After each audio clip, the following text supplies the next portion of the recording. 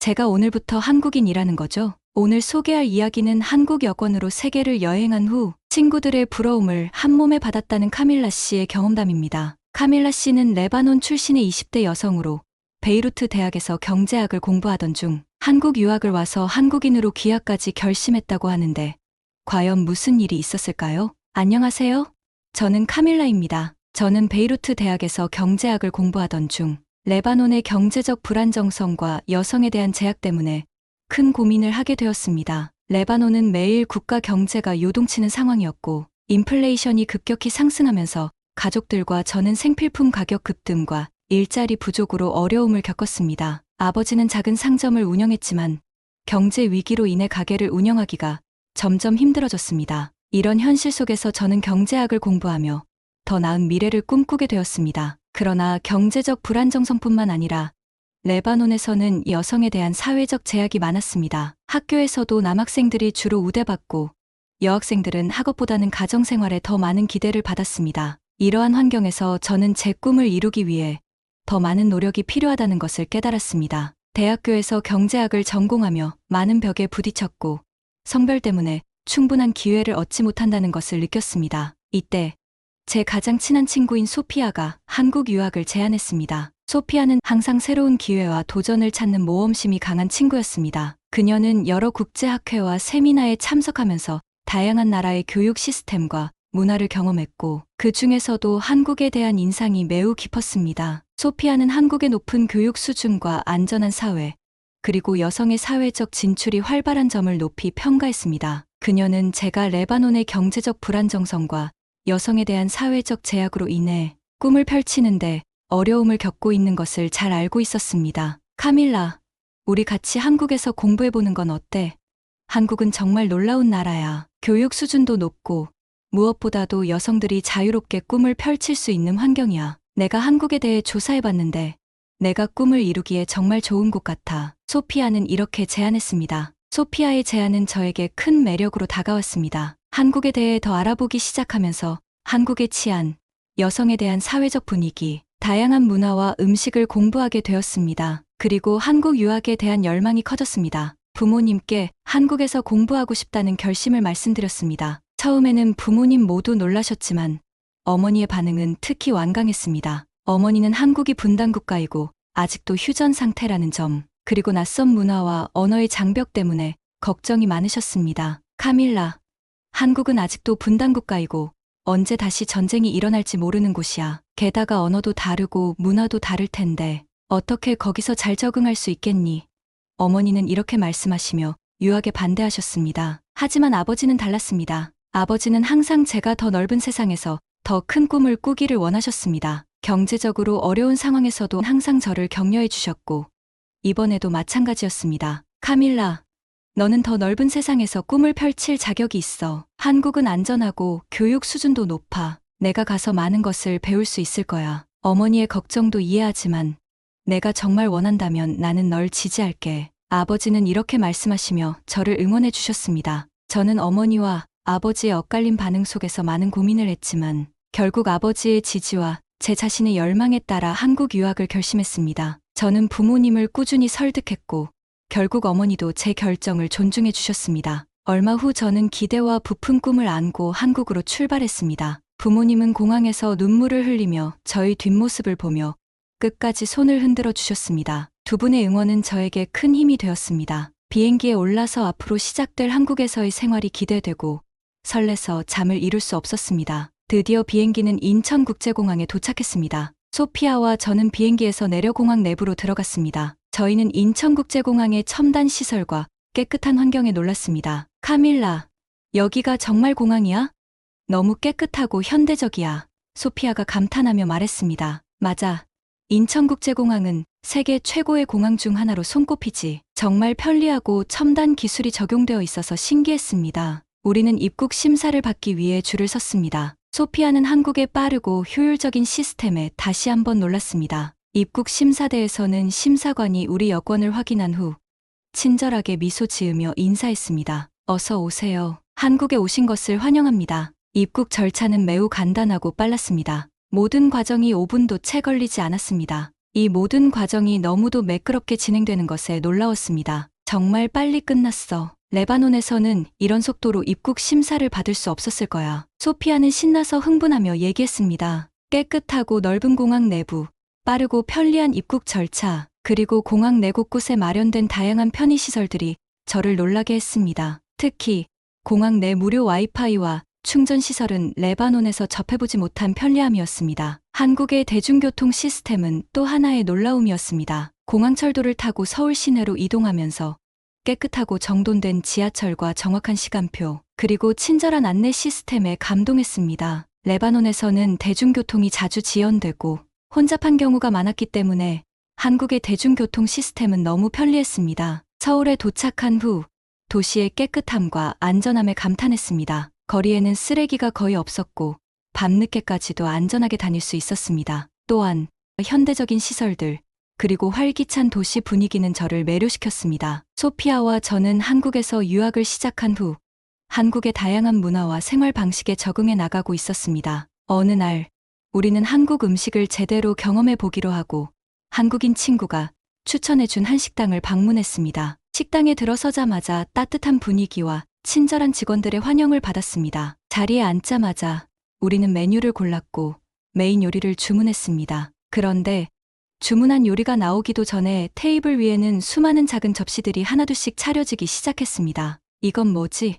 소피아가 놀라며 저에게 물었습니다. 레바논에서는 보통 메인 요리 하나에 몇 가지 간단한 사이드 디시가 나오는 것이 일반적이었기 때문에 이렇게 많은 반찬이 제공되는 것이 너무 신기했습니다. 반찬은 정말 다양했습니다. 김치, 나물, 무침, 젓갈, 두부조림 등 다양한 맛과 색깔의 음식들이 테이블을 가득 채웠습니다. 우리는 한참 동안 반찬을 맛보며 그 다양성과 맛에 감탄했습니다. 이렇게 많은 반찬이 기본으로 나오는 게 믿어지지 않아. 소피아가 말했습니다. 우리나라에서는 이런 걸 추가로 주문해야 하는데 여기는 그냥 기본으로 나오는 거야. 맞아. 정말 놀랍네. 저도 동의했습니다. 그리고 반찬들이 다 맛있어. 한국 사람들은 정말 다양한 음식을 즐기나 봐. 식사를 하면서 우리는 한국의 식문화에 대해 더 많이 알게 되었습니다. 다양한 반찬은 한국의 식문화에서 중요한 부분을 차지하며 각기 다른 맛과 영양소를 제공해 균형 잡힌 식사를 가능하게 한다는 것을 배웠습니다. 소피아와 저는 한국의 이러한 식문화가 매우 인상적이었고 레바논과는 확연히 다른 점을 느꼈습니다. 레바논에서는 주로 고기와 감자, 샐러드 정도가 기본 반찬이었기 때문에 한국의 풍부한 반찬 문화는 우리에게 새로운 경험이었습니다. 그날 이후 우리는 다양한 한식당을 찾아다니며 한국의 반찬 문화를 더 많이 경험하게 되었고 한국 음식에 대한 사랑도 깊어졌습니다. 한국에서의 이러한 경험은 우리에게 새로운 시각을 열어주었고 한국 문화를 더 잘 이해하는 데 큰 도움이 되었습니다. 며칠 후 저는 혼자서 서울 시내를 돌아다니며 쇼핑을 하고 있었습니다. 다양한 상점을 구경하며 즐거운 시간을 보내고 있었는데 집에 돌아온 후에야 지갑을 잃어버린 것을 깨달았습니다. 지갑 안에는 현금과 신용카드, 그리고 신분증이 들어있어서 당황스럽고 걱정스러웠습니다. 그런데 바로 다음 날 아침 경찰서에서 연락이 왔습니다. 한 시민이 길에서 제 지갑을 발견해 경찰서에 가져다 주었다는 소식이었습니다. 경찰서로 달려갔고 친절한 경찰관이 제 지갑을 건네주었습니다. 지갑을 열어보니 안에 있던 모든 것이 그대로였습니다. 정말 다행이에요. 한국에서는 이런 일이 자주 일어나나요? 제가 경찰관에게 물었습니다. 경찰관은 미소를 지으며 대답했습니다. 네. 한국 사람들은 다른 사람의 물건을 함부로 가져가지 않아요. 잃어버린 물건이 발견되면 주인을 찾아 돌려주는 것이 일반적입니다. 여권 같은 중요한 물건이 발견되면 경찰서로 가져다 주는 경우가 많아요. 저는 한국의 시민 의식과 안전한 사회에 대해 다시 한번 감탄했습니다. 레바논에서는 지갑을 잃어버리면 대부분 찾기 어렵기 때문에 이런 경험은 저에게 큰 충격이었습니다. 정말 감사합니다. 이렇게 빨리 찾을 수 있을 줄은 몰랐어요. 저는 감사의 인사를 전했습니다. 문득 레바논과 한국의 치안 상황이 많이 비교되었습니다. 레바논에서는 밤늦게 혼자 다니는 것이 위험했고 도난과 강도 사건이 빈번하게 발생했습니다. 공공장소에서도 항상 소지품을 주의 깊게 지켜봐야 했고 낯선 사람들을 경계해야 했습니다. 특히 대중교통을 이용할 때는 더욱 신경을 써야 했습니다. 버스나 택시를 탈 때도 안전하지 않다고 느껴지는 경우가 많았고 혼자 이동하는 것은 피하는 것이 좋았습니다. 한국에서의 생활은 이러한 레바논의 상황과는 큰 대조를 이루었습니다. 저는 한국의 안전한 환경 덕분에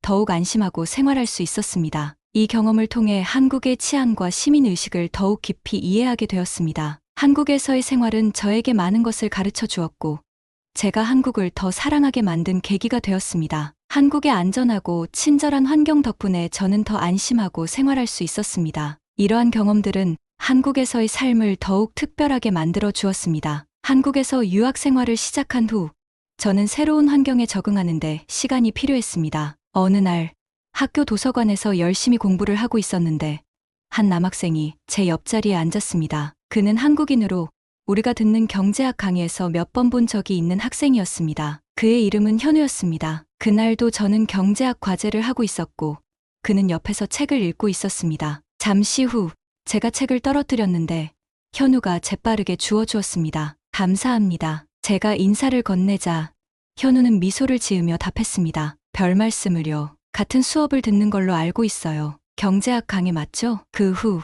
우리는 자연스럽게 대화를 나누기 시작했고, 현우는 제가 한국 생활에 적응하는데 어려움이 있는지 물었습니다. 저는 한국어가 아직 서툴러서 도움이 필요하다고 했고, 현우는 기꺼이 도와주겠다고 했습니다. 그 후로 우리는 자주 만나서 함께 공부하고 한국어도 연습했습니다. 현우는 저에게 한국 문화를 소개해 주었고, 다양한 한국 음식을 함께 맛보러 다녔습니다. 그의 친절함과 배려 덕분에 저는 한국 생활에 더욱 빠르게 적응할 수 있었습니다. 시간이 흐르면서 우리는 서로에게 호감을 느끼기 시작했습니다. 어느 날, 현우가 저를 한강공원으로 초대했습니다. 저녁 노을이 아름답게 물들어가는 강변을 걷던 중, 현우가 용기를 내어 말했습니다. 카밀라, 널 처음 봤을 때부터 정말 특별한 사람이라고 생각했어. 우리가 함께한 시간들이 너무 소중해. 앞으로도 같이 하고 싶어. 저는 그 순간 행복과 감동을 느끼며 대답했습니다. 나도 같은 마음이야. 너와 함께 있는 시간이 너무 좋아. 그렇게 우리는 연인이 되었고,